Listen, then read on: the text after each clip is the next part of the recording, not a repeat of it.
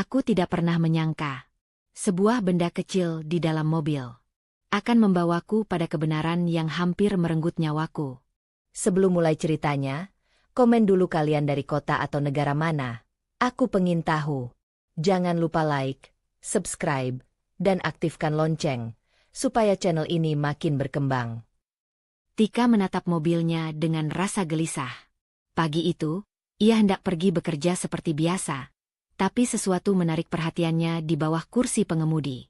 Sebuah benda kecil dan aneh terselip di antara karpet dan pedal. Hatinya berdebar. Ia menunduk, jari-jarinya ragu-ragu menyentuh permukaannya. Ini, apa? Gumamnya pelan, hampir tak terdengar. Suasana pagi yang biasanya tenang terasa mencekam. Ia menatap sekeliling, memastikan tidak ada yang melihatnya. Mobil itu biasanya sepi, tapi kini udara terasa berat. Tika menarik napas dalam, mencoba menenangkan diri. Mungkin hanya alat elektronik biasa, pikirnya. Tapi nalurinya menolak menerima jawaban itu. Hatinya menjerit agar berhati-hati. Ia memutar benda itu di tangannya, memperhatikan bentuknya yang asing. Ada sesuatu yang membuatnya merasa diawasi, meskipun tak ada yang terlihat. Ketika Egy muncul dari rumah, Tika menyembunyikan benda itu di balik jaketnya. Ia tersenyum tipis, tapi matanya menipu ketenangan. Pagi, sayang, sapa Egy santai. Pagi, jawabnya, nada suaranya normal, tapi pikirannya berputar cepat. Ia menatap Egy sekilas, mencoba menilai apakah suaminya tahu sesuatu. Tidak ada tanda-tanda mencurigakan pada Egy. Hanya senyum biasa yang selalu ia lihat. Tapi sesuatu di dalam dirinya menolak menerima ketenangan itu. Saat menyalakan mesin, tangan Tika secara otomatis menggenggam benda itu di pangkuannya. Detak jantungnya semakin cepat. Apakah ini semacam alat pelacak? Atau sesuatu yang lebih buruk? Pikirnya. Ketakutan mulai merayapi pikirannya. Di perjalanan, ia menoleh ke cermin. Egy tampak sibuk dengan ponselnya, tak melihat ke arahnya. Tika menelan ludah. Perasaan tidak nyaman itu semakin kuat. Ia mencoba menepis pikiran gelap itu, tapi bayangan kemungkinan terburuk terus menghantuinya. Sesampainya di tempat parkir kantor, Tika tetap memegang benda itu, berpikir keras. Ia menunduk sebentar, menatapnya, lalu menghela napas panjang. Aku harus tahu apa ini, bisiknya pada diri sendiri. Ia membuka tas dan menyelipkan alat itu dengan hati-hati, memastikan tidak terlihat oleh siapapun. Pikiran Tika tidak bisa berhenti berputar. Ia membayangkan berbagai kemungkinan, dari yang masuk akal hingga yang menakutkan. Egy, apakah dia tahu? Apakah dia sengaja menaruhnya? Pertanyaan itu membuatnya merinding. Ia tahu ia tidak bisa menuduh tanpa bukti, tapi perasaan curiga itu sulit dihapus. Saat jam istirahat, Tika menatap alat itu lagi di meja kerjanya. Tangannya gemetar sedikit. Ia membuka laptop, mencoba mencari informasi tentang benda sejenis, tapi hasilnya tidak memuaskan. Tidak ada penjelasan yang masuk akal. Semakin dicari, semakin misterius rasanya.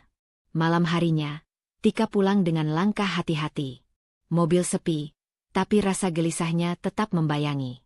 Egy menyambutnya dengan senyum ramah, seperti tidak ada yang terjadi. Bagaimana hari ini? Tanyanya santai. Biasa saja, jawab Tika singkat, mencoba menjaga nada suara tetap normal. Dalam hati, ia bertekad. Aku tidak akan diam. Aku harus tahu apa yang sebenarnya terjadi. Di garasi, ia menaruh alat itu di laci tersembunyi. Tangannya menyentuh permukaannya sekali lagi, lalu menarik napas panjang. Rasa takut dan penasaran bercampur, tapi ada satu hal yang jelas di pikirannya. Ia tidak bisa membiarkan hal ini berlalu begitu saja. Ia harus menyelidiki, pelan-pelan, hati-hati, dan tanpa membuat Egy curiga. Tika menatap Egy yang sedang bersih-bersih mobil. Wajahnya tampak biasa, namun pikirannya sibuk menebak-nebak. Ia tahu langkah selanjutnya akan menentukan apa yang akan ia temukan. Dengan tekad yang membara, Tika menarik laci kembali dan menutupnya rapat. Ia menyimpan alat itu dengan hati-hati, sambil merasakan ketegangan yang tak kunjung reda. Malam itu, sebelum tidur, Tika duduk di meja rias, memandangi alat itu dari jauh. Rasa penasaran dan rasa takut saling bertabrakan di dalam dirinya. Besok aku akan mulai mencari tahu lebih banyak. Perlahan, tapi pasti. Ia menarik selimut lebih erat, mencoba tidur. Tapi pikirannya tetap berputar tentang kemungkinan yang menunggu di hadapannya. Rasa curiga Tika kini berubah menjadi tekad. Ia sadar, langkah pertama telah dimulai. Langkah untuk mengungkap misteri yang bisa saja mengubah hidupnya selamanya. Tika duduk di ruang tamu, tangannya masih menggenggam secangkir teh hangat yang perlahan mendingin. Alat itu masih tersimpan di laci mobilnya dalam benak pikirannya. Ia menatap Egy yang tengah membaca koran, wajahnya tenang, tampak biasa seperti pagi-pagi sebelumnya. Tapi Tika tahu, ketenangan itu bisa menipu. Aku mau tanya sesuatu, kata Tika akhirnya. Suaranya terdengar ringan tapi ada ketegangan yang tersembunyi di ujung kata-katanya. Egy menurunkan koran, menatapnya dengan senyum tipis yang selalu membuat Tika sulit membaca perasaannya. Tentang apa? Tanyanya, nada suara terdengar biasa saja, tanpa sedikit pun rasa curiga. Tika menarik napas panjang, menahan detak jantungnya yang terasa cepat. Aku menemukan sesuatu di mobil kita tadi pagi, katanya pelan, matanya menatap lurus ke Egy. Aku ingin tahu, kamu tahu sesuatu tentang ini? Egy mengernyit sebentar, lalu tersenyum samar. Oh, itu? Sepertinya aku lupa meletakkannya di situ. Tapi, Tika, itu bukan apa-apa. Jangan terlalu khawatir. Tika mengerutkan alis, merasa ada sesuatu yang salah. Jawaban Egy terlalu singkat, terlalu nyaman. Bukan apa-apa? Tapi, aku tidak mengerti. Kenapa ada di mobil kita? Dan kenapa aku tidak pernah melihatnya sebelumnya? Suaranya terdengar lebih tegas. Egy menoleh, matanya memandang lurus ke mata Tika. Aku bilang, itu bukan masalah besar. Aku mungkin meletakkannya tanpa sengaja. Kamu terlalu overthinking, sayang, ujarnya santai, mencoba menertawakan ketegangan yang mulai terlihat di wajah Tika. Tika menghela napas, menahan rasa gelisah yang meningkat. Overthinking? Aku tidak berpikir berlebihan. Ini aneh, terlalu aneh untuk hanya sebuah kebetulan, pikirnya. Ia menatap wajah Egy, mencoba menebak emosi di balik senyum itu. Ada sedikit kekakuan di sudut bibirnya, tapi Egy berhasil menyamarkannya. Aku tidak tahu, mungkin kamu benar, kata Tika akhirnya, suaranya lebih lembut, namun matanya tidak lepas dari Egy. Aku cuma ingin jujur. Aku merasa ada yang tidak beres. Egy mencondongkan tubuh sedikit ke arah Tika, senyumnya tetap sama, tapi ada kilatan samar di matanya. Tika, kamu selalu terlalu khawatir. Aku tidak pernah berniat menyembunyikan apapun dari kamu. Benar-benar tidak ada maksud jahat. Tika menelan ludah, mencoba menenangkan detak jantungnya. Setiap kata Egy terdengar meyakinkan, tapi nalurinya menolak percaya begitu saja. Ia merasa seperti memasuki labirin kata-kata, di mana Egy menguasai jalannya, tapi di ujungnya, ada kegelapan yang tersembunyi. Kalau begitu, aku harap tidak ada lagi yang disembunyikan dariku, kata Tika, suaranya lebih mantap sekarang. Ada ketegangan yang jelas, tapi ia berusaha menahannya. Egy mengangguk, senyumnya tetap melekat, tapi pandangannya sekilas menelusuri ekspresi Tika. Tentu, tidak ada yang disembunyikan. Namun, Tika tahu, ada sesuatu yang tidak benar. Rasa curiganya semakin menguat, semakin menekan dada. Ia menatap tangan Egy yang memegang koran, matanya menelusuri gerakan setiap jari, mencari tanda-tanda ketidakjujuran. Ada sedikit ketegangan yang terselip, sekilas goyah sebelum ia berhasil menenangkan dirinya. Baiklah, kata Tika akhirnya, mencoba menenangkan dirinya sendiri. Ia berdiri perlahan, mengangkat cangkir teh kosong, dan berjalan ke dapur. Di dalam hati, ia sudah merancang langkah selanjutnya. Ia tidak bisa langsung menuduh, tapi ia harus mulai mengamati, mencatat, dan mencari tahu lebih banyak. Egy kembali membuka koran, tersenyum tipis, seolah tidak ada yang terjadi. Tapi Tika merasakan setiap kata, setiap sikap, dan setiap gerakan yang tersembunyi di balik ketenangan itu. Malamnya, ia duduk di kamar, menatap alat itu di benaknya. Aku harus lebih berhati-hati. Aku harus tahu kebenarannya sendiri, gumamnya dalam hati. Ketegangan tidak hilang, malah semakin tajam. Tika merasa gelisah, tetapi ia menahan diri, tetap tenang di depan Egy. Ia tahu, setiap langkah harus diperhitungkan. Salah sedikit saja, rahasia yang tersembunyi bisa hilang. Namun di balik rasa takut itu, ada satu tekad yang semakin kuat, menemukan kebenaran, pelan-pelan, tanpa memberi celah pada Egy untuk mengelak. Dengan napas panjang, Tika menutup mata sejenak, mencoba menenangkan diri. Namun perasaan curiga itu tetap ada, seperti bayangan yang mengikuti setiap gerakannya. Ia tahu, malam ini hanya awal dari perjalanan panjang yang harus ia hadapi. Dan dalam hati, ia bersumpah untuk tidak membiarkan ketidakjujuran itu tetap tersembunyi. Tika menutup pintu kafe dengan hati-hati, memastikan tidak ada yang memperhatikan kedatangannya. Di meja pojok, sahabatnya, Rina, sudah menunggu dengan senyum hangat, namun matanya langsung menangkap ketegangan yang terpancar dari wajah Tika. "Ada apa, Tik? Kamu kelihatan tegang," tanya Rina sambil menyeruput kopi hangatnya. Tika menarik napas panjang, jari-jarinya menari-nari di atas cangkir. Ia menatap sahabatnya, berusaha menahan emosi yang mulai memuncak. "Aku menemukan sesuatu di mobilku. Sesuatu yang bikin aku takut, Rina. Aku nggak tahu harus gimana." Rina mengerutkan alis. "Serius? Sesungguhnya, sepertinya serius. Ceritain semuanya padaku. Aku di sini untuk bantu." Tika menunduk sebentar, memutuskan untuk jujur. "Aku nemuin alat aneh di mobil. Aku nggak ngerti fungsi pastinya, tapi aku curiga bisa jadi untuk memantau aku. Aku takut itu ada hubungannya sama Egy." Suaranya bergetar sedikit, tapi matanya tetap menatap Rina. Rina menatapnya diam sejenak, lalu menggenggam tangan Tika dengan lembut. "Tik, ini nggak main-main. Kamu harus hati-hati. Tapi kita harus pikirin langkah yang aman dulu. Kamu nggak bisa gegabah menghadapi ini sendirian." Tika mengangguk, mencoba menenangkan diri. "Aku tahu, tapi aku nggak bisa diam aja, Rin. Aku harus tahu apa maksudnya. Aku nggak bisa terus hidup dalam ketakutan." Rina mencondongkan tubuh, suaranya rendah tapi tegas. "Kamu harus kumpulin bukti dulu. Jangan langsung menuduh Egy. Tapi simpan semua barang, catat semua kejadian yang mencurigakan. Kalau ada bukti kuat, baru kita laporin ke pihak berwenang. Itu cara paling aman buat kamu." Tika menelan ludah. Saran Rina masuk akal, tapi pikirannya tetap kacau. Ia membayangkan Egy yang selama ini tampak santai, tersenyum ramah, dan kini mungkin menyimpan rahasia berbahaya. "Aku takut, Rin. Kalau Egy tahu aku curiga, aku nggak tahu apa yang bakal dia lakuin." Rina menepuk bahu Tika. "Makanya, jangan langsung kasih tahu dia apa yang kamu tahu. Aku bakal bantu kamu merencanain langkah selanjutnya. Kita bisa mulai dari catatan kecil, foto-foto, apapun yang bisa jadi bukti. Tapi kamu harus tetap tenang di depan Egy. Jangan kasih dia kesempatan curiga."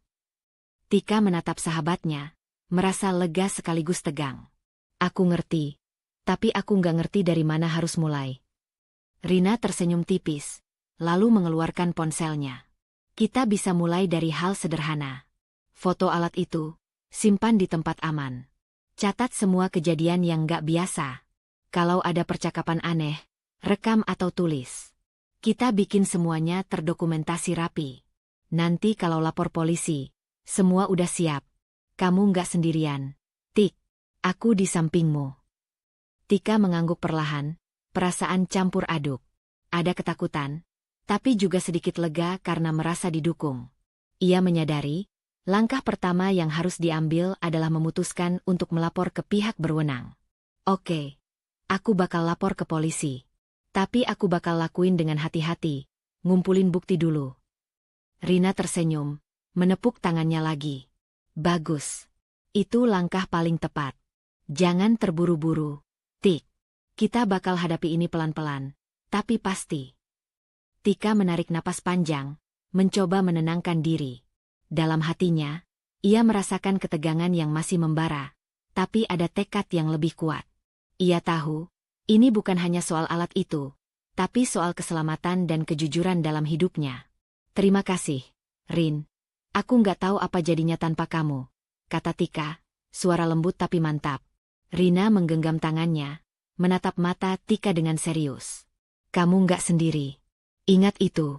Aku bakal bantu kamu dari belakang, dan kita bakal pastiin semuanya jelas sebelum ambil langkah besar. Tika menatap sahabatnya lagi, merasakan kombinasi ketegangan, rasa takut, dan tekad yang membara. Ia tahu malam ini akan sulit tidur, pikirannya penuh rencana dan pertanyaan. Tapi satu hal jelas, langkah pertama telah ditentukan.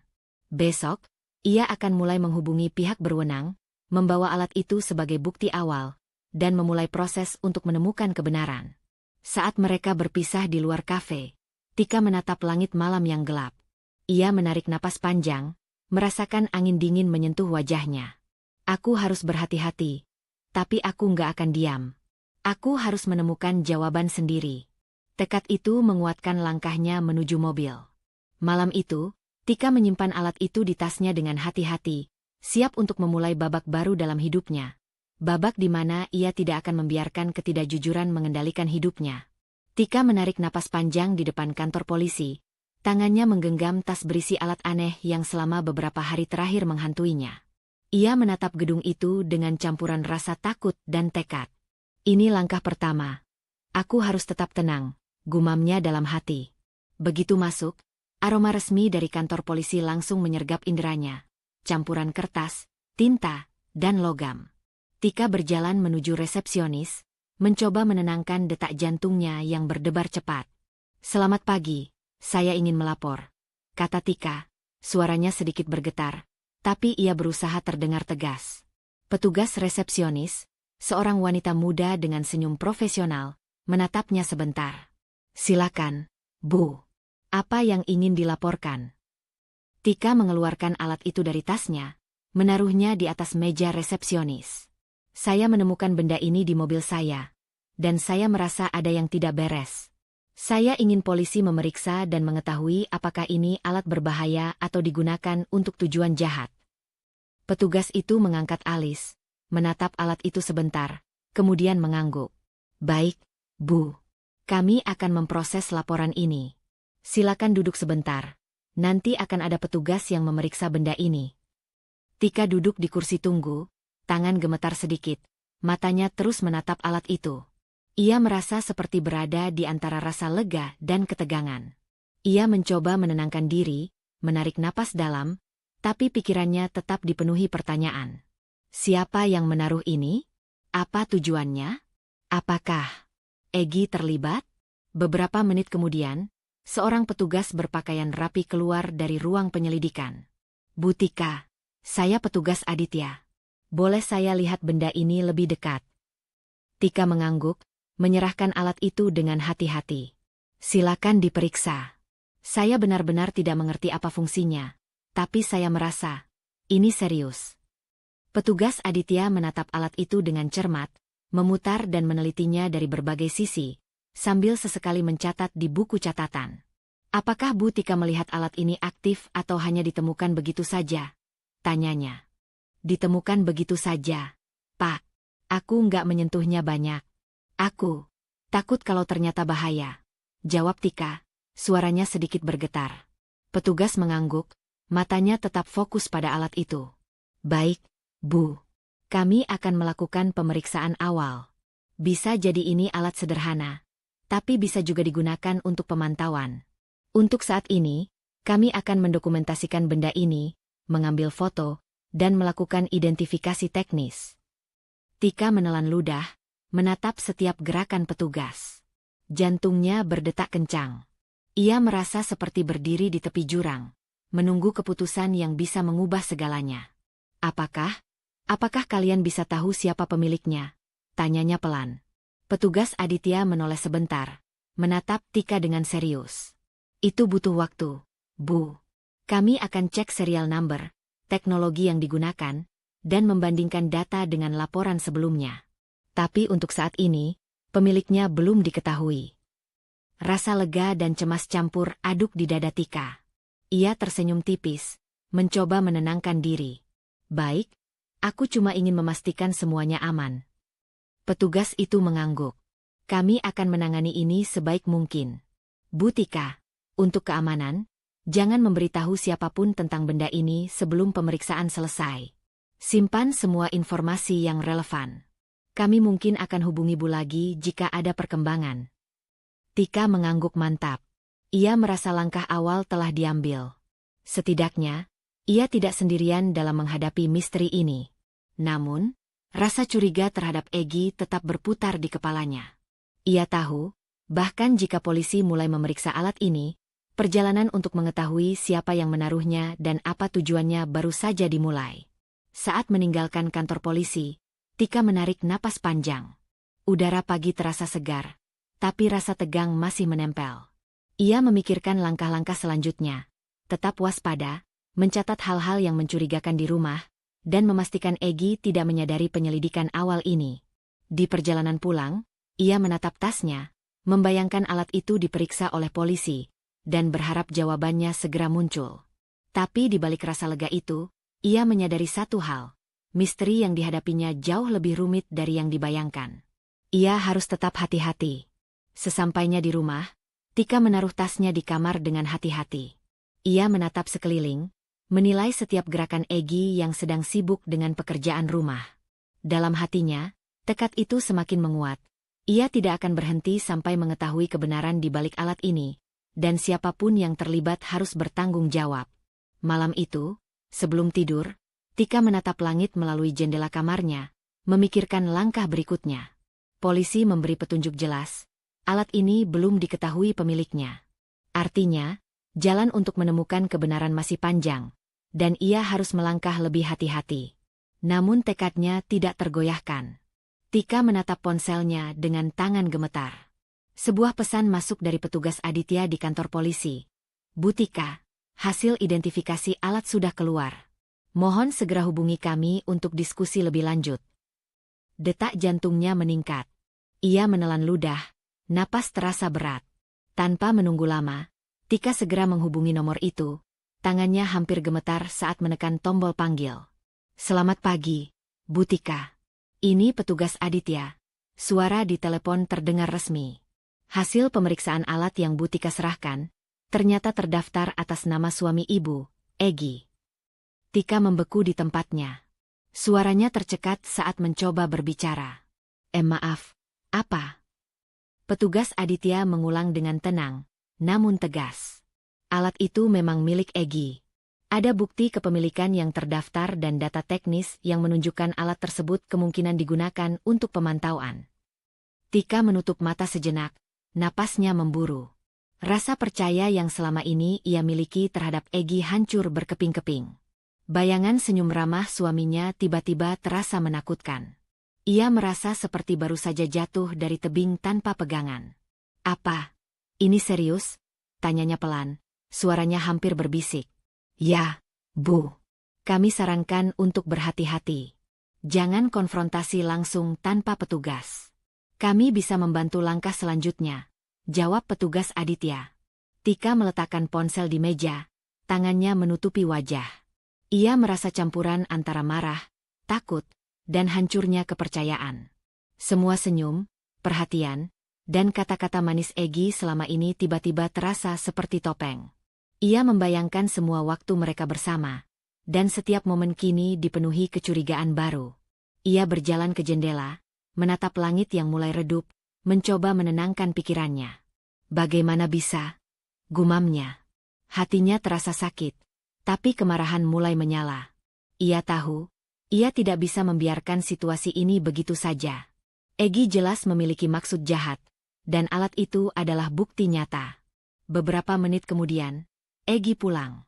Tika duduk di sofa, menatap pintu masuk dengan wajah tenang, meski hatinya bergejolak. Ia harus menahan diri, tidak boleh terlihat panik. Hai, Tika. Pulang kerja capek, ya? Sapanya ramah, senyum tipis menghiasi wajahnya. Tika menatapnya lurus, suaranya dingin tapi terdengar wajar. Ya, capek. Ada hal yang perlu kita bicarakan, Egy. Egy menaruh tasnya, menatap Tika dengan penasaran. Oh ya? Tentang apa? Tika menelan ludah, menahan gemetar di tangan dan suaranya. Aku baru saja mendapat kabar dari polisi tentang alat yang aku temukan di mobil. Egy tersenyum tipis, mencoba menenangkan situasi. Ah, itu, ya? Aku sudah bilang itu bukan apa-apa. Kamu terlalu khawatir, Tika. Namun Tika tetap menatapnya, matanya tajam. Polisi bilang, alat itu milikmu, Egy. Mereka punya bukti teknis dan data kepemilikan. Bagaimana kamu bisa menjelaskan ini? Senyum Egy menghilang seketika, digantikan oleh raut wajah yang sedikit tegang. Ia menunduk sebentar, lalu menatap Tika kembali. Tika, itu bukan seperti yang kamu pikirkan. Aku cuma ingin memastikan semuanya aman. Aku nggak pernah berniat menyakitimu. Tika merasakan amarah dan kecewa bercampur dalam dadanya. Ia melangkah lebih dekat, matanya menatap tajam Egy. Tidak, Egy. Aku merasa dikhianati. Alat itu, ini bukan sekadar alat, ini pengawasan. Aku merasa hidupku terancam, dan kau berbohong padaku. Egy menelan ludah, raut wajahnya menunjukkan sedikit ketegangan. Ia mencoba tersenyum, tapi Tika bisa melihat kilatan panik di matanya. Tika, aku bisa jelaskan nanti. Tolong jangan buat kesimpulan dulu. Tika menggeleng pelan. Aku nggak bisa diam. Aku harus memastikan ini. Aku harus tahu niatmu sebenarnya sebelum semuanya terlambat. Ia menarik napas panjang, menenangkan dirinya. Dalam hatinya, satu hal jelas, Egy berbahaya. Alat itu adalah bukti nyata. Rasa takut mulai diganti tekad untuk bertindak cerdas, merencanakan langkah-langkah agar keselamatannya terjaga, sekaligus mengungkap kebenaran. Egy masih berdiri di hadapannya, wajahnya campur aduk antara defensif dan panik, tapi Tika tetap tenang di luar. Ia sadar, pertemuan ini bukan untuk menyelesaikan masalah secara emosional. Ini soal strategi, bukti, dan keselamatan. Saat malam menutup jendela kamarnya, Tika duduk di kursi, menatap kosong ke alat itu yang kini terasa lebih mengancam dari sebelumnya. Ia menarik napas panjang. Aku harus hati-hati. Aku harus merencanakan setiap langkah. Egy berbahaya, tapi aku tidak akan menyerah. Tekad itu membakar dirinya dari dalam. Malam itu, rasa percaya yang hilang diganti oleh kewaspadaan, ketegangan, dan rencana yang mulai terbentuk dalam pikirannya. Ia tahu, babak baru telah dimulai, dan kali ini, ia akan bertindak lebih cermat dan berhati-hati dari sebelumnya. Tika terbangun sebelum subuh, bukan karena mimpi buruk, melainkan karena pikirannya tak pernah benar-benar tidur. Langit di luar jendela masih gelap. Di sampingnya, Egy bernapas teratur, punggungnya membelakangi Tika. Pemandangan itu, yang dulu terasa menenangkan, kini justru membuat tengkuknya merinding. Ia menatap punggung suaminya lama, mengukur jarak, menghitung kemungkinan. Aku harus berhenti bereaksi. Aku harus mulai berpikir, katanya dalam hati. Ketakutan saja tidak akan menyelamatkannya. Tika bangkit perlahan, bergerak tanpa suara. Di dapur, ia menuang air, tangannya mantap meski dadanya berdegup kencang. Ia membuka ponsel dan menuliskan catatan singkat, bukan tentang perasaan, melainkan fakta. Jam, kebiasaan Egy, perubahan kecil yang selama ini ia abaikan. Semua harus dicatat. Bukan untuk mengingat, tapi untuk membuktikan. Strategi pertama, jangan berubah, pikirnya. Ia tahu Egy cerdas. Perubahan kecil bisa terbaca sebagai ancaman. Maka Tika memutuskan untuk tetap bersikap seperti biasa. Sarapan tetap disiapkan. Senyum tetap diberikan. Nada suara dijaga. Ketika Egy bangun dan masuk dapur, Tika sudah duduk dengan secangkir kopi. Kamu bangun pagi, kata Egy santai. Tika mengangkat bahu. Kebiasaan lama. Aku ingin mulai olahraga lagi. Egy mengangguk, tak curiga. Tapi Tika menangkap sesuatu di wajahnya. Tatapan singkat yang terlalu menilai. Ia mencatatnya di kepala. Perubahan diamati. Oke. Aku harus lebih rapi. Setelah Egy pergi bekerja, Tika bergerak cepat. Ia tidak punya banyak waktu. Rumah terasa sunyi, tapi justru disitulah ketegangan memuncak. Ia memeriksa ruangan satu persatu, bukan untuk mencari benda tertentu, melainkan pola. Laci yang biasanya tertutup rapat.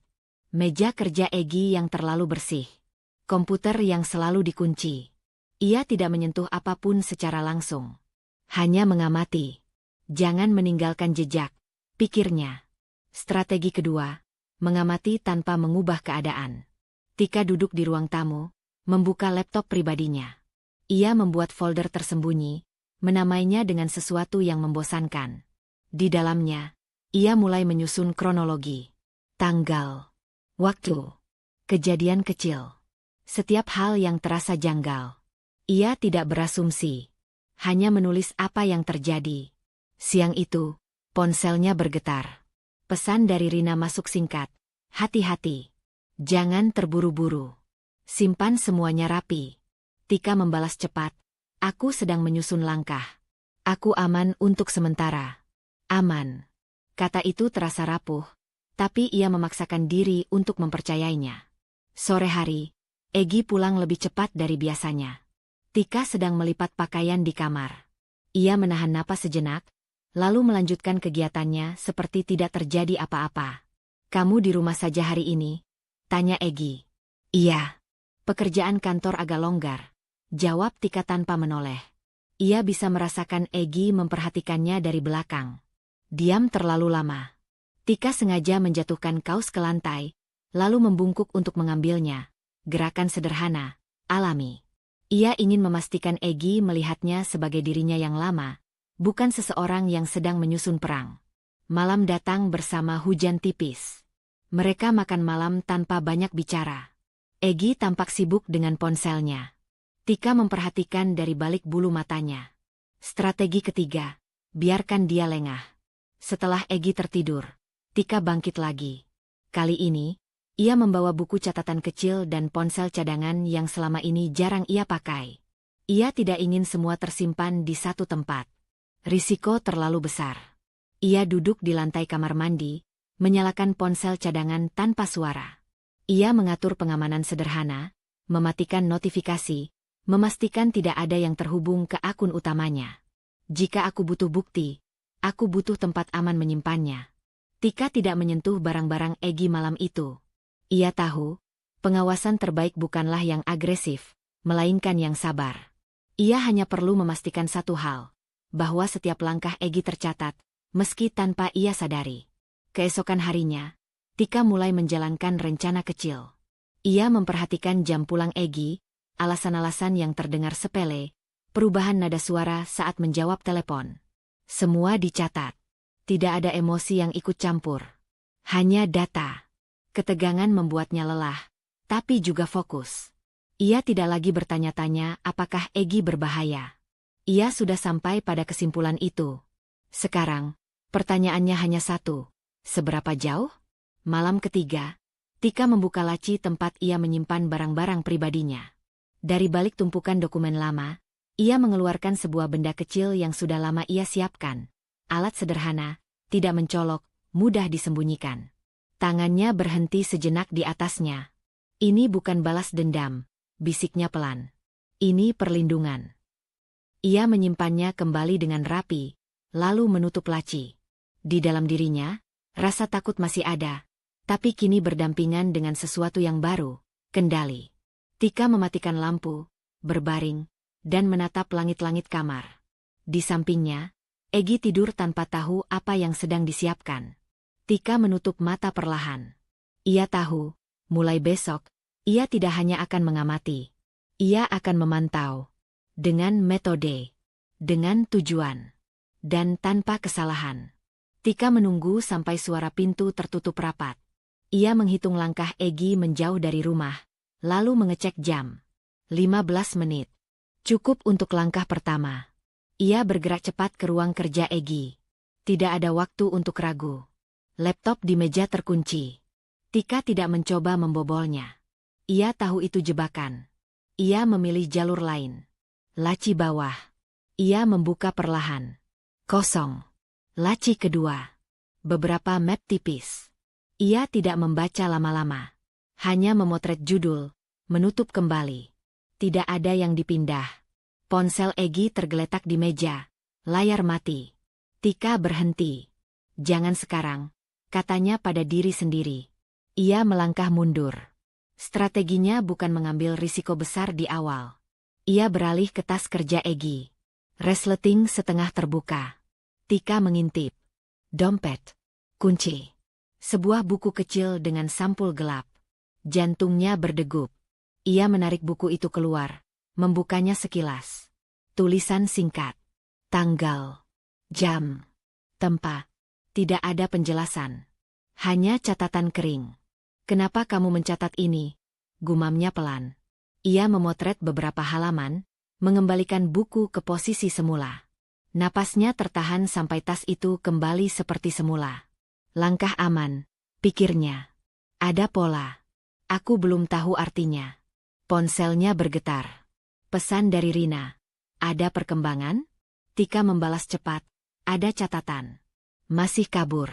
Tapi disengaja. Ia beralih ke dapur. Di sana, meja makan menyimpan tumpukan kertas belanja. Tika mengumpulkan struk yang tercecer. Ia menyusunnya berdasarkan tanggal. Matanya menyempit. Ada pengeluaran berulang di tempat yang sama. Jam yang hampir seragam. Bukan kebutuhan rumah. Ini bukan kebetulan, katanya lirih. Ia memotret struk-struk itu, menyimpannya di ponsel cadangan. Tangannya mulai lebih mantap. Ketakutan bergeser menjadi fokus. Sore itu, Egy pulang. Tika sudah di ruang tamu, menyusun dokumen lama.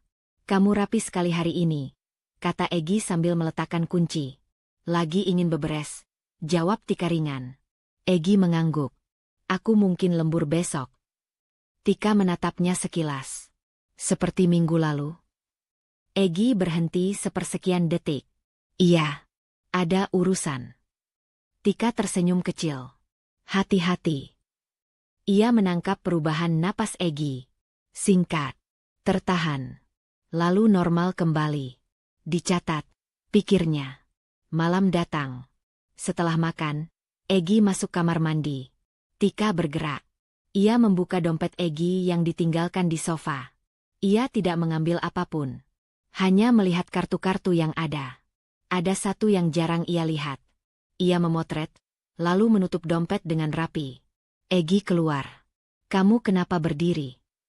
"Punggungku pegal," jawab Tika cepat. Egy mengangguk, lalu duduk, meraih dompetnya. Tidak curiga. Larut malam, Tika duduk di lantai kamar mandi, pintu terkunci. Ponsel cadangan di tangannya. Ia membuka foto-foto yang ia ambil hari ini. Catatan. Struk. Kartu. Semuanya mulai membentuk garis tipis yang mengarah ke satu titik. Persiapan. Ia mengetik ringkas di catatan. Pengeluaran rutin. Jadwal tetap. Catatan waktu dan tempat. Bukan impulsif.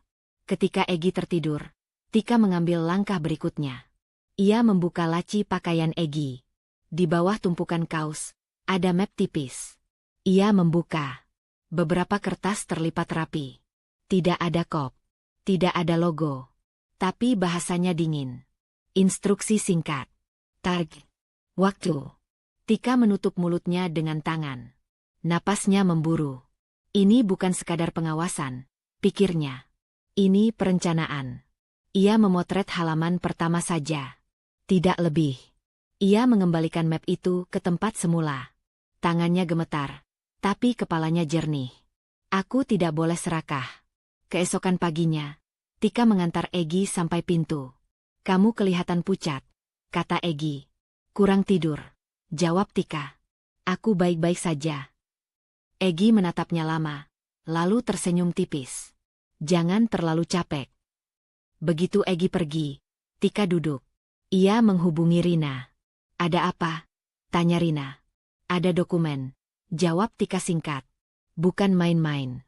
Ada target dan waktu." Rina terdiam. "Kamu aman?" "Untuk sekarang. Tapi ini lebih serius dari yang kita kira." "Jangan hadapi sendiri," kata Rina tegas. "Aku tidak," jawab Tika. "Aku mencatat semuanya." Sore itu, Tika menyusun ulang semua bukti. Ia tidak membaca berulang-ulang. Ia hanya memastikan urutannya. Polanya kini jelas. Persiapan, jadwal, dan pengeluaran yang mendukungnya. Semua mengarah pada satu kesimpulan yang membuat tenggorokannya kering. Malam turun. Tika berdiri di depan cermin, menatap wajahnya sendiri. Tidak ada air mata. Tidak ada panik. Hanya kewaspadaan. Ia membuka catatan terakhir dan menuliskan satu kalimat. Ini rencana yang disengaja. Tika menutup ponsel, menyimpannya di tempat aman. Di luar kamar, Egy tertawa kecil menonton sesuatu. Suara itu kini terdengar asing. Tika tahu, ia baru saja menemukan petunjuk yang lebih serius. Bukan tentang apa yang telah terjadi, melainkan tentang apa yang akan terjadi jika ia tidak bertindak. Tika tidak lagi mengandalkan kebetulan. Setiap langkah kini terukur. Setiap reaksi disimpan rapat. Ia bangun pagi dengan satu tujuan, membuat kebenaran tak bisa disangkal. Di meja rias, ia menyalakan ponsel cadangan. Mode senyap. Penyimpanan siap. Ia menyelipkannya ke saku piyama, lalu keluar kamar dengan langkah biasa. Egy sudah di dapur, menuang kopi. Kamu kelihatan sibuk akhir-akhir ini, kata Egy tanpa menoleh. Tika membuka kulkas. Pekerjaan menumpuk. Jam tidurmu berubah, lanjut Egy. Tika menutup kulkas pelan. Aku mencoba lebih disiplin. Ia menekan tombol kecil di ponsel cadangan di dalam sakunya. Satu sentuhan. Rekaman dimulai. Egy mengangguk, tapi matanya mengamati terlalu lama. Jangan sampai kecapean. Aku tahu batasanku, jawab Tika singkat. Ia melangkah menjauh, jantungnya berdegup. Satu percakapan. Aman, pikirnya. Ia tidak ingin terlalu lama. Rekaman panjang justru berisiko.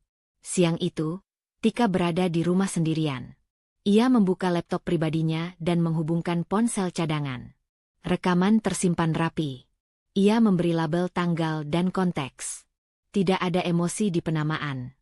Hanya fakta. Ia berpindah ke akun keuangan keluarga. Akses masih ada. Tika tidak mengubah apapun. Ia hanya mengunduh laporan. Ada transaksi yang tidak pernah dibahas. Jumlahnya konsisten. Waktunya berdekatan dengan catatan yang ia temukan sebelumnya. Ini saling mengunci, gumamnya. Ia mengambil tangkapan layar. Menyimpannya di folder tersembunyi. Lalu keluar dari akun dengan hati-hati. Tidak ada jejak. Sore hari, Egy pulang lebih awal. Tika sedang menyapu ruang tamu. Kita makan di luar malam ini, kata Egy. Tika berhenti sejenak. Mendadak. Perlu suasana. Jawabnya cepat. Tika tersenyum tipis. Baik. Di mobil, Tika duduk tenang. Ia mengamati. Egy tidak banyak bicara. Ponselnya beberapa kali bergetar. Egy memiringkan layar, menjauh dari pandangan. Siapa? Tanya Tika ringan. Rekan kerja. Jawab Egy cepat. Tika mengangguk. Ia menekan tombol rekam lagi. Ponsel cadangan tersembunyi di tasnya. Ia tidak menatap Egy. Ia menatap jalan. Di restoran, Egy terlihat gelisah. Ia sering melihat jam. Makan cepat. Tika membiarkannya. Kamu harus kembali ke kantor, tanya Tika. Egy mengangguk. Ada urusan. Larut, suara Tika datar. Mungkin. Tika tersenyum kecil.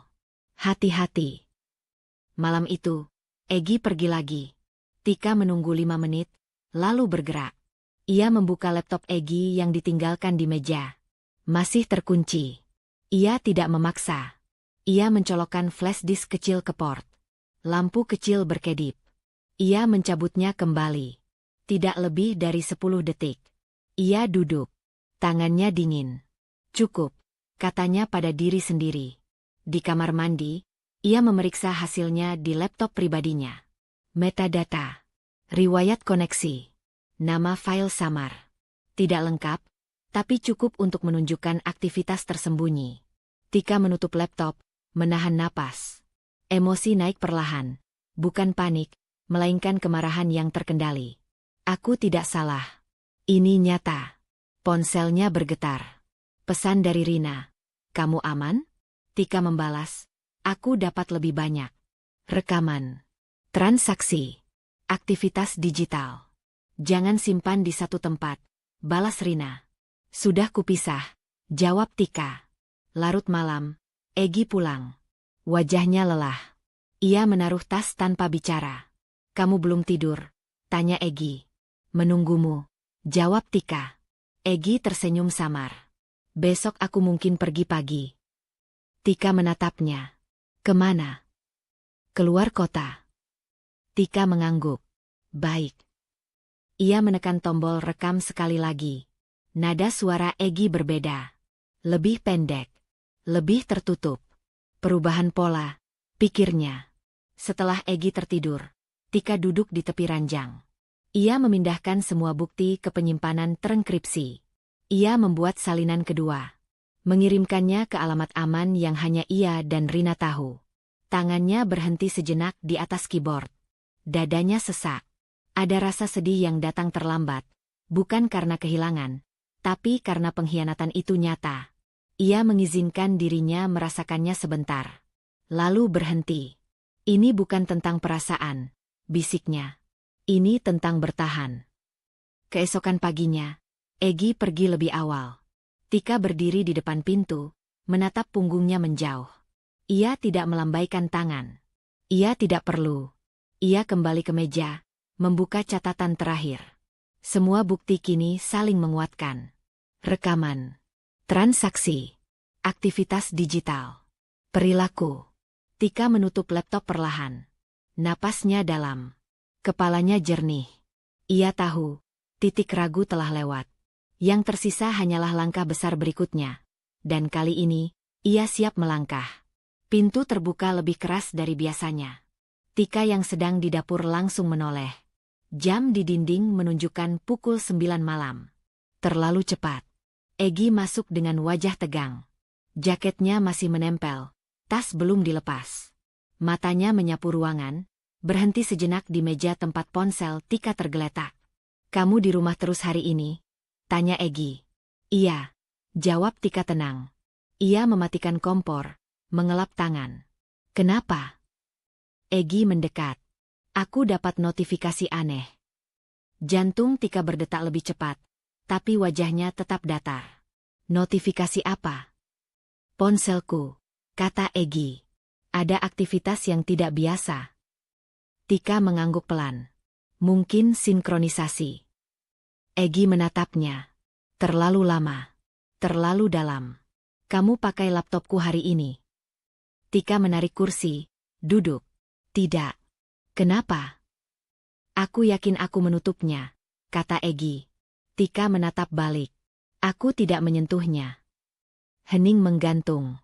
Egi akhirnya melepas jaket, meletakkannya kasar di kursi. Mungkin sistem kantor. Tika berdiri, menuang air. Tangannya stabil. Jangan bereaksi berlebihan, katanya dalam hati. Egi berjalan ke ruang kerja. Tika mengikutinya dengan jarak aman. Ia bersandar di pintu, santai. Kamu lapar? Tanya Tika. Egi tidak menjawab. Ia menyalakan laptop. Mengetik cepat. Napasnya berat. Kalau kamu capek, kita bisa makan besok, lanjut Tika. Egi berhenti mengetik. Kamu akhir-akhir ini aneh. Tika tersenyum kecil. Aneh bagaimana? Lebih pendiam, jawab Egi. Lebih memperhatikan. Tika mengangkat bahu. Mungkin aku belajar mendengarkan. Egi berdiri. Mendekat. Jarak mereka hanya 1 langkah. Kamu menyembunyikan sesuatu. Tika menatap matanya tanpa berkedip. Kamu menuduhku. Egi terdiam. Matanya bergerak, mencari reaksi. Tika tidak memberi apapun. Ia membiarkan detik berjalan. Aku hanya tanya, kata Egi akhirnya. Tika mengangguk. Aku juga menjawab. Ponsel Egi bergetar. Ia melirik layar, lalu menjauh. Aku perlu keluar sebentar. Sekarang? Tanya Tika. Sebentar.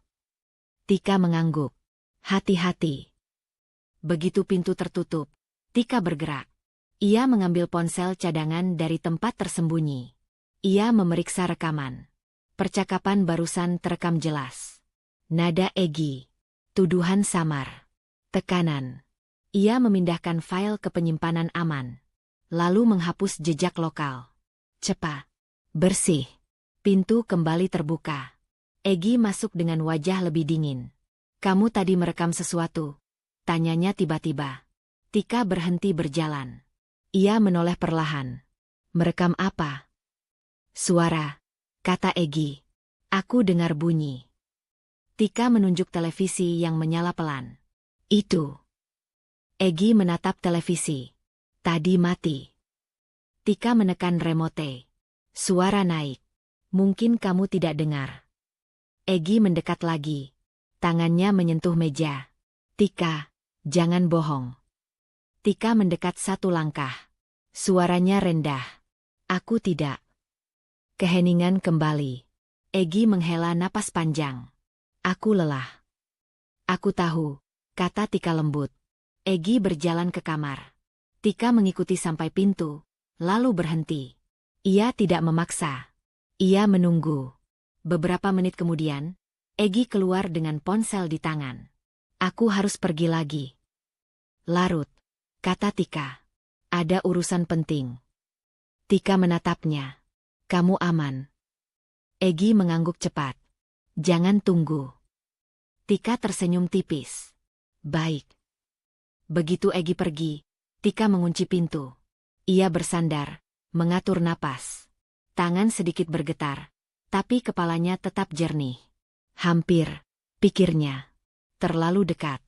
Ia menghubungi Rina. Dia curiga. "Seberapa jauh?" tanya Rina. "Hampir menuduh," jawab Tika.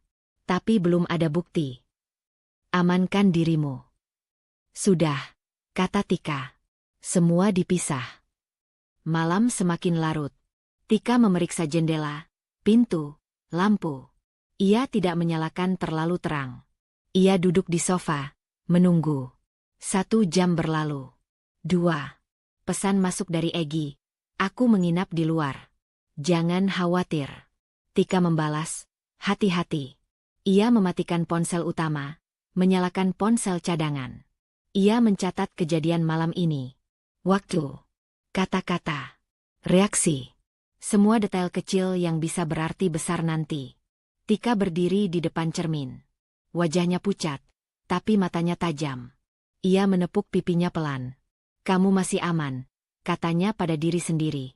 Ia tahu, malam ini adalah ujian. Dan ia lolos tanpa membuka kartu. Egy masih curiga, tapi belum yakin. Itu cukup. Tika mematikan lampu, mengunci kamar, dan berbaring tanpa tidur. Di balik ketegangan yang tersisa, ada satu hal yang membuatnya tenang. Ia berhasil menghindari kecurigaan Egy, dan untuk saat ini, ia tetap aman. Ika tidak menekan Egy. Ia justru menarik diri. 2 hari berlalu dengan sikap yang lebih lembut dari biasanya. Ia memasak. Ia bertanya seperlunya. Ia tidak menyelidik. Setidaknya tidak terlihat. Semua itu bagian dari skenario. Pagi itu, Egy duduk di meja makan, menatap ponselnya. Tika meletakkan secangkir kopi di depannya. "Kamu terlihat capek," kata Tika. Egy mengangguk tanpa menoleh. "Banyak urusan." Tika duduk di seberangnya. "Aku khawatir." Egy akhirnya menatap. "Kenapa?" "Kita jarang bicara," jawab Tika pelan. "Aku merasa menjauh." Egy menghela napas. "Aku hanya ingin kamu aman." Kalimat itu membuat Tika menahan napas. "Catat," katanya dalam hati. Ia tersenyum kecil. "Aman dari apa?" Egy terdiam. Sepersekian detik terlalu lama. "Dari dunia luar," katanya akhirnya. Tika mengangguk, seolah menerima. "Kamu protektif." "Karena aku peduli." Tika bangkit, membersihkan meja. Ia menekan tombol rekam di ponsel cadangan yang terselip di saku celemek. "Aku senang kamu peduli." Siang hari, Tika mengirim pesan singkat pada Egy. "Aku akan pulang agak malam. Ada urusan." Ia sengaja menulis tanpa detail. Beberapa menit berlalu. Tidak ada balasan.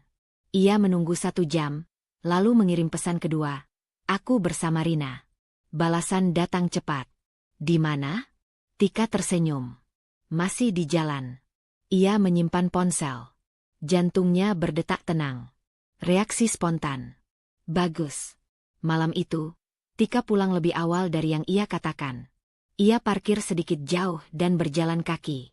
Dari kejauhan, ia melihat mobil Egy terparkir di depan rumah. Lampu ruang tamu menyala. Ia membuka pintu perlahan. Egy berdiri di tengah ruangan, ponsel di tangan. "Kamu dari mana?" tanya Egy. "Baru sampai," jawab Tika. "Kenapa?" "Kamu bilang bersama Rina." "Iya," kata Tika santai. "Kami berpisah di dekat sini." Egy mendekat. "Kenapa tidak bilang lokasinya?" Tika menatapnya. "Kenapa kamu perlu tahu sedetail itu?" Egy terdiam. Rahangnya mengeras. "Aku hanya khawatir." Tika mengangguk. "Aku sudah dewasa." Ia berjalan ke dapur, membiarkan Egy mengikuti. "Kamu sering bilang ingin aku aman," lanjut Tika. "Kadang aku merasa kamu takut kehilangan." Egy tersenyum tipis. "Itu wajar." "Takut pada apa?" tanya Tika sambil menuang air. Egy menghela napas. "Banyak hal bisa terjadi." Tika menoleh. "Seperti?" Egy berhenti bicara. Matanya bergerak. "Kejahatan." Tika mendekat satu langkah. "Kamu sering memikirkan itu?" "Karena aku harus," jawab Egy cepat. "Kenapa harus?" Tika bertanya lembut. Egy mengusap wajah.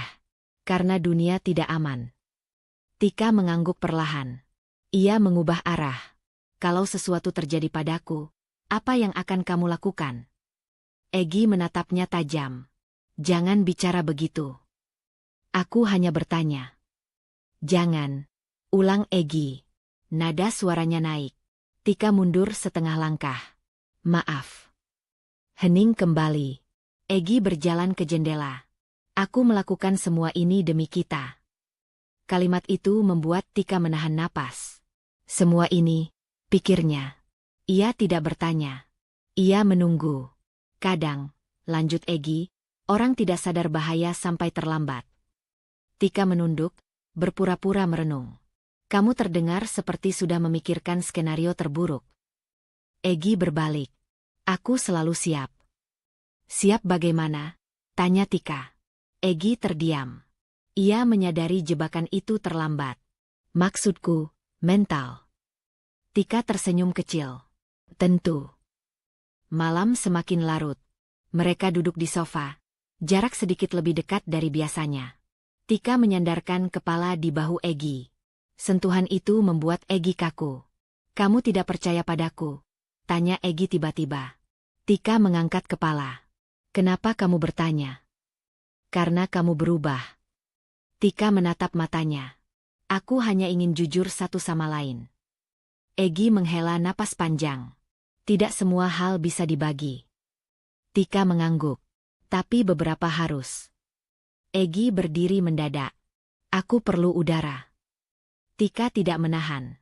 Ia membiarkannya pergi ke teras. Dari balik pintu kaca, ia melihat Egy berjalan mondar-mandir, menelepon seseorang. Ia menekan tombol rekam lagi. Suara teredam, tapi cukup untuk menangkap potongan kata. Nada Egy tegang. Terburu-buru. Egy masuk kembali. Wajahnya pucat. "Kita berhenti bicara malam ini." Tika berdiri. "Baik." Egy menatapnya lama. "Kamu tidak bertanya." Tika menggeleng. "Kalau kamu siap, kamu akan bicara." Egy mengangguk pelan, tapi matanya gelisah. Ia berjalan ke kamar tanpa berkata apapun. Tika mematikan rekaman. Dadanya berdebar, tapi senyum tipis muncul. Malam ini, Egy membuat kesalahan kecil. Bukan pengakuan penuh, tapi cukup untuk menunjukkan retakan. Dan retakan itu, Tika tahu, akan segera melebar. Tika tidak tidur malam itu. Bukan karena takut, melainkan karena pikirannya bekerja tanpa henti. Setiap potongan yang ia kumpulkan kini hampir menyatu. Yang ia butuhkan hanya memastikan semuanya utuh, sah, dan tak bisa dipatahkan. Pagi-pagi sekali, saat Egy masih terlelap, Tika bangun perlahan. Ia tidak menyalakan lampu. Ia bergerak seperti kebiasaan lama yang tak menimbulkan kecurigaan. Ponsel cadangan ia ambil dari tempat aman. Ia menyalin rekaman terakhir ke penyimpanan terenkripsi, lalu membuat satu salinan tambahan. Tangannya cekatan, tanpa ragu. Ia membuka map kecil yang disembunyikan di balik pakaian. Di dalamnya, bukti fisik tersusun rapi. Salinan catatan waktu, struk transaksi, cetakan aktivitas digital. Semuanya diberi label tanggal dan konteks. Tidak ada emosi di sana. Hanya urutan yang berbicara. Ketika matahari naik, Egy bangun. Ia keluar kamar dengan wajah letih. "Kamu sudah bangun?" tanyanya. "Iya," jawab Tika. "Aku mau keluar sebentar." Egy menatapnya. "Kemana?" "Urusan pribadi." Egy mengangguk pelan. "Jangan lama." Tika tersenyum tipis. "Aku akan kembali." Di luar, udara terasa lebih dingin dari biasanya. Tika duduk di mobil, menutup pintu, dan menarik napas panjang. Ia membuka ponsel utama dan menghubungi pihak yang sudah menunggu. Tidak ada basa-basi. Ia hanya menyampaikan bahwa ia siap menyerahkan bukti tambahan. Di kantor polisi, Tika duduk tegak. Ia meletakkan map di meja. Tangannya tidak gemetar. Ia menjelaskan singkat, runtut, tanpa berputar. Bukti fisik diserahkan satu persatu. Bukti digital diputar. Rekaman suara Egy terdengar jelas, potongan kalimat yang kini tak bisa ditarik kembali. Petugas menatap serius. "Ini menguatkan." Tika mengangguk. "Saya ingin memastikan semuanya lengkap." "Kami akan mencocokkan," jawabnya.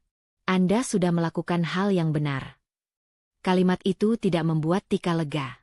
Ia hanya membuatnya semakin fokus. Ia tahu, langkah berikutnya akan lebih berat. Sore hari, Tika kembali ke rumah. Egy belum pulang. Ia memanfaatkan waktu.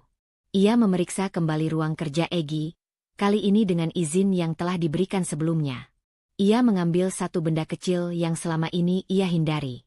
Ia memasukkannya ke kantong bukti, menutup rapat, memberi label. Itu potongan terakhir. Ketika Egy pulang, langit sudah gelap. Tika sedang duduk di ruang tamu. Tidak membaca. Tidak menonton. Hanya menunggu. "Kamu kemana?" tanya Egy. "Keluar," jawab Tika. Egy meletakkan tasnya. "Dengan siapa?" "Sendiri." Egy menatapnya lama. "Kamu menyembunyikan sesuatu." Tika berdiri. "Kamu sering mengatakan itu." Egy mendekat. "Karena aku merasakannya." Tika menahan napas. Ia tidak mundur. "Perasaanmu tidak selalu benar." Egy tertawa kecil, tapi suaranya kaku. "Kamu berani sekali sekarang." Tika mengangguk. "Aku belajar." Malam itu, Egy lebih banyak diam. Ia mondar-mandir, mengecek ponsel, menatap pintu. Tika memperhatikan dari kejauhan. Setiap gerak Egy kini terlihat sebagai tanda. Ia tidak mencatat lagi. Ia sudah selesai mengumpulkan. Di kamar, Tika menyusun pakaian sederhana. Ia tidak berencana pergi malam ini, tapi ia ingin siap. Tas kecil ia letakkan di dekat pintu. Isinya hanya yang penting. Dokumen, ponsel, kunci. Ia duduk di tepi ranjang, menatap cermin. Wajahnya tampak lebih keras. Bukan marah. "Siap." Egy masuk tanpa mengetuk. "Kita perlu bicara." Tika mengangguk. "Iya." Egy duduk, mengusap wajah. "Aku merasa kamu menjauh." Tika menatapnya. "Aku sedang melindungi diriku." Egy tertawa pendek. "Dari aku?" Tika tidak menjawab. Keheningan itu lebih berat dari bantahan apapun. "Kamu tidak percaya padaku," kata Egy. "Kepercayaan bukan asumsi," jawab Tika pelan. "Itu dibangun dari tindakan." Egy berdiri. "Kamu menuduhku tanpa bukti." Tika bangkit. Ia menatap matanya. "Aku tidak menuduh." Egy mendengus. "Lalu apa?" "Aku bersiap," kata Tika. Egy terdiam. Ada ketakutan singkat melintas di wajahnya, cepat tertutup amarah. "Untuk apa?" "Untuk kebenaran," jawab Tika.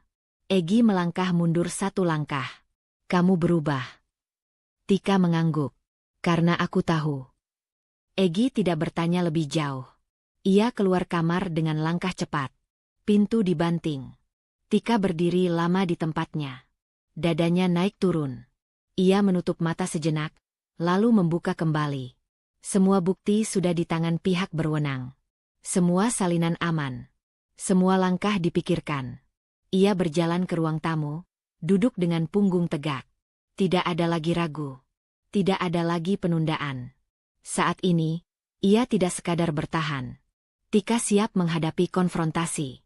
Tika memilih waktu dengan sengaja. Pagi yang tenang, rumah dalam keadaan rapi, tidak ada alasan untuk terburu-buru. Ia menunggu Egy duduk di ruang tamu, kopi masih mengepul di cangkirnya, perhatian setengah teralihkan pada ponsel. Saat itulah Tika berdiri di depannya. Kita perlu bicara sekarang, kata Tika. Egy menoleh, alisnya terangkat. Tentang apa? Tentang semua yang kamu sembunyikan. Egy tersenyum tipis. Aku tidak menyembunyikan apapun. Tika duduk berhadapan, jarak aman. Ia meletakkan sebuah map di atas meja. Tidak dibuka. Hanya diletakkan. Kamu yakin? Egy melirik map itu. Apa itu? Bukti, jawab Tika datar. Egy tertawa pendek. Kamu terlalu banyak menonton berita. Tika tidak menanggapi.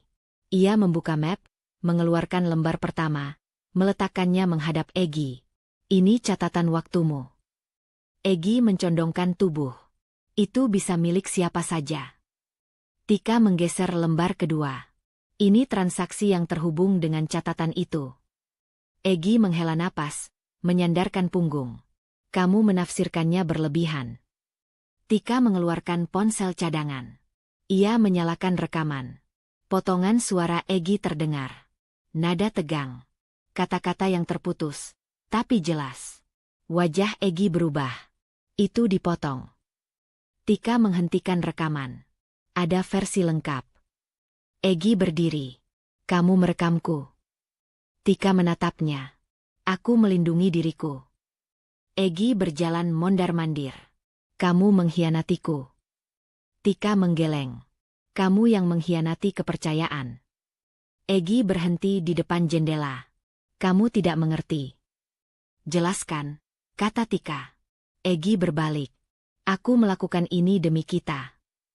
Tika mengangkat satu lembar lagi. Ini dokumen yang kamu simpan. Egy membeku. Kamu menggeledah barangku. Aku mengamankan bukti, jawab Tika. Egy mendekat. Kamu tidak punya hak. Tika berdiri, menjaga jarak. Hak itu muncul saat ada ancaman.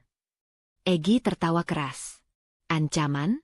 Kamu membesar-besarkan. Tika menatapnya tanpa emosi. Kamu mencatat waktu, tempat, dan biaya. Itu bukan kebetulan.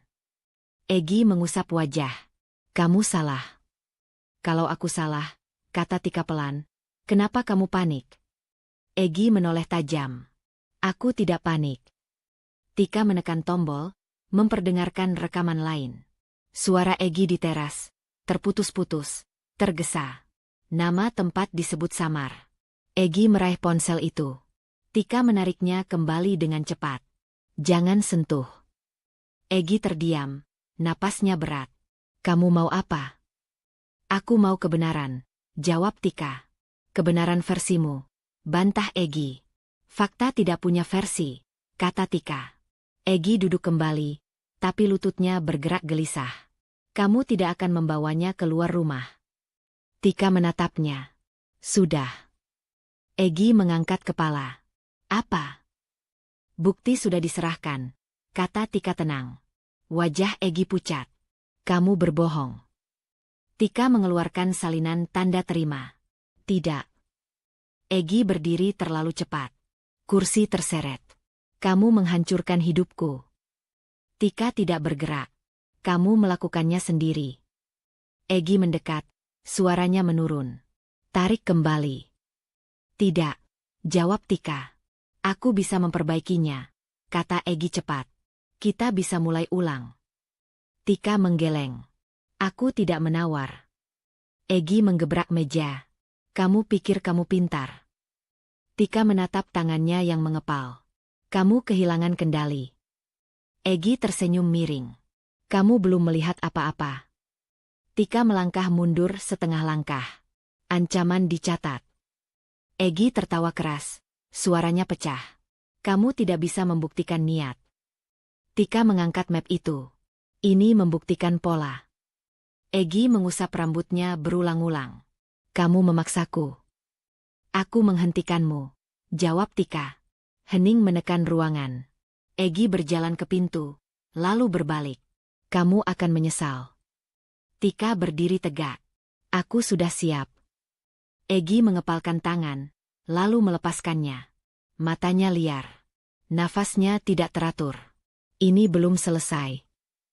Tika menatapnya tanpa gentar. Untukku, ini sudah. Egy tertawa pendek, tapi tidak ada humor. Ia berjalan mondar-mandir, memukul dinding pelan, lalu lebih keras. Kontrolnya retak. Tika tetap di tempat, tenang, mencatat setiap gerak. Ia tahu, saat ini, kekuatan ada di sisinya, dan Egy mulai kehilangannya. Ketukan itu tidak keras, tapi tegas. Tika yang berdiri di ruang tamu langsung tahu waktunya telah tiba. Ia menatap jam dinding. Pagi belum sepenuhnya matang. Cahaya masih pucat.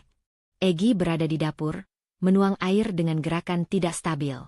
Semalaman ia mondar-mandir. Hampir tidak tidur. Ketika ketukan terdengar lagi, Egy menoleh cepat. Kamu mengundang siapa?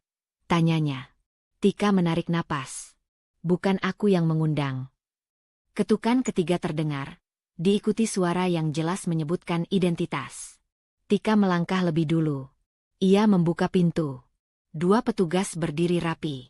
Wajah mereka serius, tidak tergesa. Kami mencari Egy. Tika mengangguk. Silakan masuk. Egy muncul di belakangnya. Wajahnya berubah. Ada apa ini? Kami perlu bicara, kata salah satu petugas. Sebentar saja. Egy tertawa kaku. Soal apa?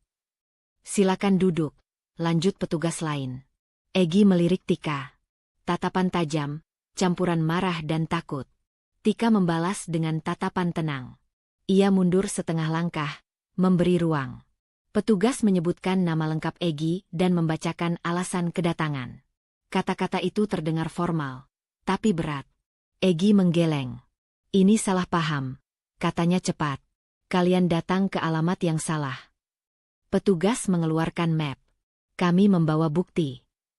Egy berdiri. Aku tidak setuju dengan ini. Silakan duduk, ulang petugas dengan nada lebih tegas. Egy duduk, lututnya bergerak cepat. Aku mau menelepon pengacara. Itu hak Anda, jawab petugas. Setelah prosedur. Tika berdiri di dekat jendela. Tangannya dingin, tapi punggungnya lurus. Ia mendengar namanya disebut sebagai pelapor. Ia tidak menoleh. Petugas menjelaskan singkat prosesnya. Tidak panjang. Tidak bertele-tele. Setiap kalimat seperti palu kecil yang memukul perlahan. Egy menatap Tika. Kamu senang sekarang? Tika berbalik. Aku aman. Egy tertawa pendek. Kamu menghancurkan segalanya. Tika menggeleng. Aku menghentikan. Petugas berdiri. Kami akan membawa Anda. Egy bangkit mendadak. Kursi terseret. Tidak sekarang. Salah satu petugas bergerak cepat, menempatkan diri di antara Egy dan pintu. Tolong tenang. Egy mengusap wajah. Napasnya cepat. Aku tidak melakukan apa-apa.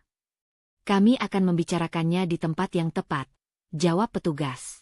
Tika melangkah mendekat satu langkah. Jangan buat ini lebih sulit. Egy menatapnya lama. Kamu pikir kamu menang? Tika menahan napas. Ini bukan tentang menang. Petugas memintanya berbalik. Borgol berbunyi pelan. Suara logam itu membuat dada Tika bergetar. Ia memejamkan mata sejenak, lalu membukanya kembali. Egy meronta kecil. Jangan sentuh aku. Tenang, kata petugas. Kami hanya menjalankan tugas. Egy akhirnya diam. Bahunya turun. Wajahnya pucat. Ia tidak lagi menatap Tika. Saat mereka bergerak menuju pintu, Egy berhenti. Tika. Tika mengangkat kepala. Apa? Egi menelan ludah. Kamu tidak tahu apa yang kamu lakukan. Tika menatap lurus. Aku tahu persis. Pintu terbuka. Udara luar masuk. Tetangga tidak terlihat. Pagi masih sepi. Langkah kaki terdengar jelas di teras. Tika mengikuti sampai ambang pintu. Ia tidak melangkah keluar. Ia berdiri di batas, menyaksikan Egi dibimbing masuk ke kendaraan. Salah satu petugas menoleh. Kami akan menghubungi Anda. Tika mengangguk. Terima kasih. Pintu kendaraan tertutup. Mesin menyala. Mobil bergerak perlahan, lalu menghilang di ujung jalan. Tika tetap berdiri. Tangannya gemetar kini, tidak lagi disembunyikan. Ia meraih sandaran pintu untuk menahan diri. Rumah terasa sunyi. Terlalu sunyi. Ia menutup pintu perlahan, mengunci, lalu bersandar. Napasnya panjang, berat, seolah baru sekarang ia diizinkan bernapas. Ia berjalan ke ruang tamu. Kursi yang tadi diduduki Egi masih bergeser. Cangkir kopi di meja sudah dingin. Tika merapikannya satu persatu. Gerakan kecil untuk menenangkan diri. Ponselnya bergetar. Pesan singkat masuk. Sudah? Tika membalas. Sudah. Ia duduk di sofa. Bahunya turun.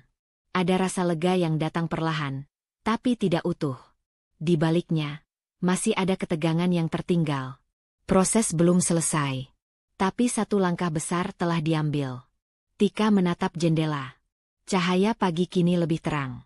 Ia menyadari satu hal dengan jelas. Ia masih berdiri. Sendiri, tapi tidak runtuh.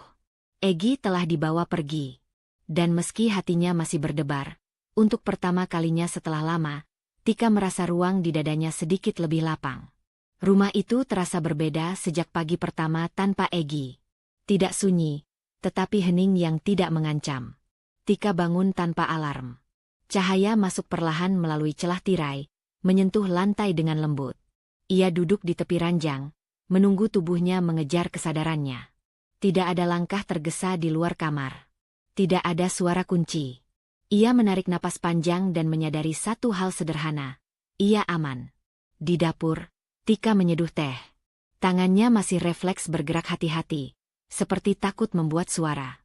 Ia tersenyum tipis saat menyadari kebiasaan itu belum sepenuhnya hilang. Pelan-pelan, katanya pada diri sendiri. Ponselnya bergetar. Pesan dari Rina, aku di bawah. Kalau kamu siap. Tika mengenakan jaket tipis dan turun. Rina berdiri di depan mobil, wajahnya penuh kekhawatiran yang ditahan. Kamu kelihatan lebih baik, kata Rina. Belum sepenuhnya, jawab Tika jujur. Rina mengangguk. Itu tidak apa-apa. Mereka berjalan tanpa tujuan jelas. Hanya menyusuri trotoar. Tika tidak banyak bicara. Ia mendengarkan suara langkahnya sendiri, merasakan ritme yang kini bisa ia atur. Di bangku taman, Rina duduk di sampingnya. Kamu tidak perlu kuat setiap waktu, kata Rina. Tika menatap pohon di depannya. Aku tahu. Kalau capek, bilang. Tika mengangguk. Ia membiarkan kepalanya bersandar sejenak. Tidak ada pertanyaan. Tidak ada desakan. Dukungan yang sunyi terasa paling tepat. Hari-hari berikutnya diisi dengan hal kecil. Membersihkan lemari. Menyortir kertas. Membuang barang yang menyimpan beban. Tika tidak melakukannya sekaligus. Ia berhenti saat dadanya terasa sesak. Ia melanjutkan saat napasnya kembali teratur. Suatu sore, ia menemukan foto lama. Ia menatapnya lama, lalu menyimpannya di kotak terpisah. Tidak dibuang. Tidak disimpan di tempat utama. Ini bagian dari hidupku, pikirnya. Tapi bukan pusatnya lagi. Telepon dari pihak berwenang datang dengan nada formal. Tika menjawab singkat. Setiap kali pembicaraan berakhir, ia duduk diam sebentar. Membiarkan tubuhnya melepaskan ketegangan yang muncul. Ia belajar mengenali batas. Malam hari, ia menulis. Bukan kronologi. Bukan laporan. Hanya kalimat pendek tentang perasaan yang muncul. Marah yang datang tiba-tiba. Sedih yang muncul tanpa sebab. Rasa bersalah yang tak rasional. Ia menuliskannya lalu menutup buku. tidak dianalisis. Diterima. Rina datang lagi, membawa makanan. Mereka makan di lantai ruang tamu. Apa rencanamu? Tanya Rina. Tika mengangkat bahu. Aku ingin kembali bekerja. Pelan-pelan. Itu bagus, kata Rina. Dengan caramu. Tika tersenyum kecil. Aku ingin mempercayai keputusanku lagi. Rina menatapnya. Kamu sudah melakukannya. Suatu pagi, Tika berdiri di depan cermin. Ia memperhatikan wajahnya. Ada lingkar gelap di bawah mata, tapi tatapannya lebih teguh. Ia mengangkat dagu sedikit. Bukan untuk menantang, hanya untuk mengingatkan diri sendiri bahwa ia tidak lagi menunduk. Ia keluar rumah tanpa rasa takut. Mengunci pintu tanpa menoleh 2 kali. Di jalan, ia berhenti sejenak, menghirup udara. Dunia tidak berubah. Tapi cara ia berdiri di dalamnya berubah. Di kafe kecil, ia duduk sendiri. Membaca. Tidak memeriksa ponsel setiap menit. Ketika pelayan datang, Tika berbicara dengan suara mantap. Interaksi kecil itu terasa seperti kemenangan. Malam itu, ia menerima pesan singkat yang membuat dadanya berdebar. Ia membacanya sekali, lalu meletakkan ponsel. Ia menutup mata, menarik napas, lalu menghembuskannya perlahan. Aku aman sekarang, katanya dalam hati. Ia tahu, pemulihan bukan garis lurus. Akan ada hari berat. Akan ada malam panjang.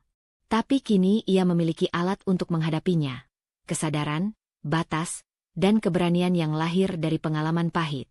Tika berdiri di ruang tamu, mematikan lampu satu persatu. Rumah terasa miliknya kembali. Bukan tempat bertahan, melainkan tempat pulang. Saat ia berbaring, tidak ada ketakutan yang menyelinap. Hanya rasa lelah yang wajar. Di antara kantuk yang datang, satu perasaan menguat. Ia mulai percaya pada dirinya sendiri. Dan untuk pertama kalinya setelah lama, rasa aman itu tidak terasa rapuh. Ruang sidang itu terasa lebih terang dari yang Tika bayangkan. Bukan karena lampunya, melainkan karena perasaannya sendiri. Ia duduk tegak di bangku saksi, tangan terlipat di pangkuan, napas teratur. Tidak ada lagi gemetar yang dulu sering datang tanpa izin. Hari ini, ia datang bukan sebagai korban yang ketakutan, melainkan sebagai seseorang yang telah berdiri menghadapi kebenaran. Egy duduk di sisi lain. Wajahnya tampak lebih tua. Bahunya turun. Tatapannya tidak lagi tajam, melainkan kosong. Tika hanya melirik sekilas. Ia tidak ingin memberi ruang lebih dari itu. Hakim membacakan putusan dengan suara tenang dan jelas. Kata-kata itu mengalir, formal, namun bermakna besar. Bukti dinyatakan sah. Tindakan Egy dinilai terbukti. Hukuman dijatuhkan sesuai perbuatannya. Saat palu diketuk, suara itu bergema singkat, lalu menghilang. Tapi dampaknya menetap di dada Tika. Ada jeda hening yang panjang di dalam dirinya, seolah sesuatu yang lama mengikat akhirnya dilepaskan. Ia menutup mata sejenak. Bukan untuk menahan air mata, melainkan untuk merasakan lega yang datang perlahan, utuh. Di luar ruang sidang, udara terasa ringan. Langkah Tika mantap saat ia melangkah keluar. Tidak tergesa. Tidak ragu. Rina berdiri tak jauh, menunggunya dengan senyum kecil yang penuh pengertian. Selesai, kata Tika. Rina mengangguk. Kamu melakukannya. Tika tidak langsung menjawab. Ia memandang langit. Birunya tenang. Aku bertahan, katanya akhirnya. Hari-hari setelah putusan tidak dipenuhi euforia. Tidak ada perayaan besar. Tidak ada teriakan kemenangan. Yang ada justru keheningan yang menenangkan. Tika kembali ke rutinitasnya dengan ritme baru. Ia bekerja. Ia beristirahat. Ia berbicara saat ingin. Diam saat perlu. Suatu sore, ia duduk di ruang tamu rumahnya sendiri. Cahaya matahari masuk lembut melalui jendela. Ia membuka kotak kecil berisi catatan lama. Ia membacanya satu persatu, lalu menutup kembali.